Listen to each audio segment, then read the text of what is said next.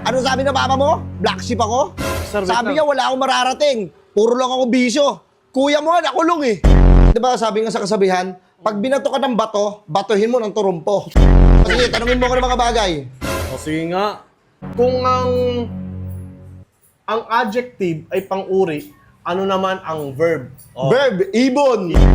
Ano to, card mo? ano po? Punta ka dito, dala mo sa akin, palakol. Tingnan mo, yung Pilipino mo. Oo. Oh, 76, 79, 78, 79. Pilipino ka ba? Ano ka nga? Wait lang ha. Umubo ka nga. Grabe, lala ng ubo mo. O, yung likod ko, ano kaya yun? Nilalamig ka. Napapasukan ng lamig. Yun, napapasukan. Oh, meron ng tayo lamig. yan. Ano yan, Ito, boss? Sa lumpas. Baka minsan ina-allergy ka, minsan kinakati ka. Ay! Bali, re-resitahan ko na. Bali, gamitin niya to 2 times a day. 2 times a day? Kung Ayun, ina-allergy siya or kaya nangangati siya, ibigay mo to sa kanya. Ano yan?